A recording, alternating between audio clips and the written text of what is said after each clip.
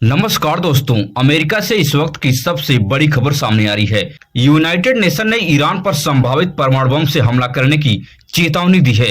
इस वक्त United nation के एक अधिकारी का बयान तेजी से वायरल है। यूनाइटेड नेशन में काम करने वाले अधिकारी मोहम्मद सफा ने जानकारी को लीक कर दिया है और अपने राजनीतिक करियर को भी खत्म कर लिया है। यह जानकारी जैसे ही लीक हुई, पूरी दुनिया में हड़कंप मच चुका है। आपको बता दें कि अमेरिका इस वक्त ईरान के युद्ध में उलझ चुका है।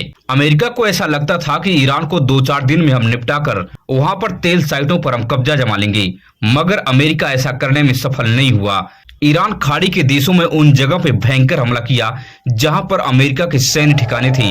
उन सैन्य ठिकानों को पूरी तरह से ध्वस्त करके तबाह कर दिया। खाड़ी के देशों में सैन्य ठिकानों को तबाह होने के बाद अमेरिका को भारी नुकसान हुआ है।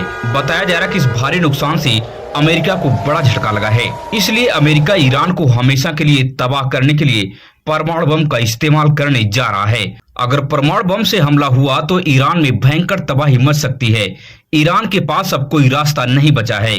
ईरान या तो अपने परमाणु बम के कार्यक्रम को पूरी तरह से बंद कर दे या तो यूनाइटेड नेशन के परमाणु बम के हमले को झेलने के लिए तैयार हो जाए। मगर इजराइल ने इस युद्ध में बहुत चालाकी से अमेरिका को फंसाकर निकल गया है। इजराइल इस समय अपने हमले को पूरी तरह से लेबनान में शिफ्ट कर दिया है। इजराइल 30 किलोमीटर अंदर घुस तक लिटनी नदी तक कब्जा कर लिया है। लेबनान के 30 किलोमीटर क्षेत्र पर कब्जा जमा लिया है। मगर डोनाल्ड ट्रंप को इस युद्ध में कुछ भी हाथ नहीं लगा सिवाय भारी नुकसान के। अमेरिका के सुपर पावर के टैग का जो नकाब है पूरी दुनिया में उतर चुका है। अमेरिका इस वक्त ईरान के सामने मजाक का पात्र बनकर रह गया है कि एक अदना सा देश अमेरिका के सामने घुटने नहीं टेका और अमेरिका 1 महीने से युद्ध में ईरान को हरा नहीं सका। इस वक्त अमेरिका के हथियारों की मार्केट वैल्यू बहुत तेजी से नीचे गिर रही है। इसलिए डोनाल्ड ट्रंप पूरी तरह से बौखलाए हुए हैं। इसलिए बहुत जल्द परमाणु बम का हमला करने की तैयारी कर रहे हैं। आपको क्या लगता है कि ईरान पर सफलतापूर्वक परमाणु हमला होगा या यह धमकी भरा ही रह जाएगा? अपनी राय को कमेंट बॉक्स में साझा जरूर करें। वहीं इस वक्त की सबसे बड़ी खबर दिल्ली से सामने आ रही है। दिल्ली में काम काज करने वाले बड़े पैमाने पर मजदूर पलायन करके अब घर की तरफ लौट रहे हैं। एक वीडियो बहुत तेजी से वायरल हो रही है। यह वीडियो द रेड माइक के द्वारा पत्रकार सौरभ शुक्ला द्वारा रिपोर्ट की गई है। इस वीडियो में देखा जा रहा है कि किस तरह से रोते बिलखते बड़े पैमाने पर मजदूर उत्तर प्रदेश, बिहार के राज्यों में वापस जा रहे हैं। उनका साफ कहना कि 1 महीने से बहुत बड़े पैमाने पर हम परेशानी का सामना कर रहे हैं। हमें गैस नहीं मिल पा रही है, इसलिए हमें खाना बनाने में बहुत ज्यादा समस्या का सामना करना पड़ रहा है। इस वीडियो को आप देखिए। जो गैस की कमी, ये सब वो गरीब हैं जो गैस की कमी की वजह से, किल्लत की वजह से इस दिल्ली शहर को छोड़ करके अपने गांव जा रहे हैं। गांव क्यों जा रहे हैं? गैस नहीं मिल रहा, क्या करें? गैस कब से नहीं मिल रही आप लोग? गैस तो महीना दिन से नहीं मिल रहा है। 80% लोग ऐसे हैं जिनके पास सिलेंडर का, लकड़ी का किसी का हिसाब नहीं है। शहर है। कब से पेट भर खाना नहीं खाए? जी ऐसे तो 10 दिन से भूखे हैं। ब्लैक में मिल रहा है? नहीं। मिल ही नहीं रहा है। आप परेशान हो रही हैं।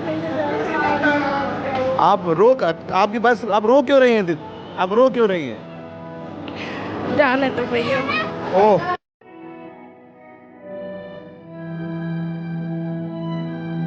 भैया गैस के चक्कर में हम लोग को हालत खराब है। 4-4 दिन 5-5 दिन हम लोग भूखे बाल बच्चा लेके हम लोग बिहार भाग रहे हैं। उनको अपना घर बार छोड़ के जाना पड़ रहा है, हैं? क्या करें? गत में 1 महीना दिन हो गया। 1 महीने से पेट भर खाना नहीं खाया? नहीं। किसी ने मारा भी आप? जी किसने मारा है? ठेकेदार ने मारा है। क्यों? पैसा है जेब में? जी नहीं। गैस मगर प्रधानमंत्री मोदी सब कुछ छोड़कर असम, केरल, पश्चिम बंगाल में बड़े पैमाने पर रैलियों को संबोधित कर रहे हैं। आज प्रधानमंत्री मोदी के रोड शो में एक व्यक्ति ने प्रधानमंत्री मोदी से छत पर खड़ा होकर सवाल पूछा कि प्रधानमंत्री मोदी हमें गैस नहीं मिल रही है। तब मोदी इशारों में हाथ घुमाकर उसे कुछ इशारा किए और फिर रोड शो में मस्त हो गए। गैस नहीं मिल रहा अंकल, गैस नहीं मिल रहा सर, गैस नहीं मिल रहा, गैस नहीं मिल रहा, क्या करेंगे हम लोग? एक बात बताइए कि देश का प्रधानमंत्री मोदी जी हैं। वह केवल बीजेपी के प्रधानमंत्री नहीं हैं, वह पूरे देश के प्रधानमंत्री हैं। वह सिर्फ बीजेपी के एक नेता हैं। फिर इस संकट के समय में चुनाव प्रचार करना क्या इतना जरूरी हो गया है कि आप देश की जनता को बेसिक सुविधा मुहैया न करा पाएं और दिन रात आप चुनाव प्रचार में मस्त रहें? क्या भारतीय जनता पार्टी में नेता मौजूद नहीं है कि जो वह विधानसभा चुनाव का प्रचार कर सके? क्या आपका प्रचार करना इतना जरूरी है? अगर आपको प्रचार ही करना है तो आप अपने प्रधानमंत्री पद से इस्तीफा देकर किसी और को प्रधानमंत्री बना दीजिए। उसके बाद आप दिन रात प्रचार प्रसार करिए, आपसे कोई एक सवाल नहीं पूछेगा। मगर यह बात समझ में नहीं आती है कि ऐसी निर्लज्जता ऐसे नेताओं में कहां से आ जाती है। अपनी राय को कमेंट बॉक्स में साझा जरूर करें। वहीं उत्तर प्रदेश से इस वक्त की सबसे बड़ी खबर सामने आ रही है। शंकराचार्य अवधूतोत्तरानंद ने योगी आदित्यनाथ पर सीधा हमला बोला है। शंकराचार्य ने कहा कि उस नकली योगी को आप लोग योगी कहते हैं, जो योग नहीं कर पाया, अपने एक पैर पर खड़ा होकर योग नहीं कर सका, वह योगी कैसे हो सकता है? जो योगी के भेष में लाइसेंस देकर 16 करोड़ पशुओं की हत्या करवाकर मांस का व्यापार कर दिया, उसे आप लोग योगी कहते हैं? वह योगी नहीं है, पूरी तरह से वह ढोंगी है। अरे भाई योगी है, कहाँ से योगी है? योग तो कर नहीं पाए थे वो, जब एक पैर पे खड़े होकर उनको वृक्षासन करना था, लड़खड़ा गए थे। योगी होते तो योग करके दिखाते, योगी होते तो अपने मठ को संभालते, अपने संप्रदाय को बढ़ाते, योगी होते तो ये करोड़ों करोड़ पशुओं को काट करके उसका मांस ना बेचते। काहे के योगी है? किस तरह से योगी है बताओ, किस एंगल से योगी है? कोई एक एंगल बता दो, आप ही बता दो, आपको हम पूरी छूट दे रहे हैं। है कोई एंगल? योगी है, योगी है, कोई नाम रख लेगा योगी तो योगी हो जाएगा, कोई भेष बना के आ जाएगा तो योगी हो जाएगा, और आप लोग उसको चटकाओगे। शंकराचार्य के इस बयान के बाद उत्तर प्रदेश की राजनीति में हड़कंप मच चुका है। अब सबसे बड़े सवाल खड़े हो रहे हैं कि यही योगी आदित्यनाथ जब सत्ता में नहीं थे, वह पशुओं की बलि के खिलाफ थे, मगर जब इस वक्त योगी के भेष में मुख्यमंत्री के गद्दी पर बैठ गए हैं तो वह उत्तर प्रदेश में पशुओं की बलि किस प्रकार से चढ़ा रहे हैं, वह लाइसेंस देकर बूचड़खाने को किस प्रकार से चला रहे हैं। योगी आदित्यनाथ जब सत्ता में आए तो अवैध बूचड़खानों को बंद करा दिया, मगर लाइसेंस देकर बूचड़खानों को चला रहे हैं। एक बात समझ में नहीं आती कि भारतीय जनता पार्टी हिंदू धर्म के पीछे हमेशा छुपी रहती है, वह सनातन धर्म की बात करती है, मगर सनातन धर्म में कहाँ लिखा है कि आप मुख्यमंत्री के गद्दी पर बैठकर और अपने प्रदेश में आप पशुओं की मांस का व्यापार करवा सकते हैं? किस किताब में लिखा है? और वह भी आप योगी के भेष में बैठे हैं।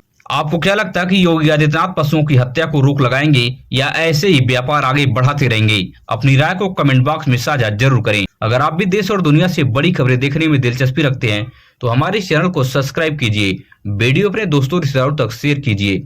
मिलेंगे इस तरह से नई वीडियो में नई सूचना के साथ। धन्यवाद।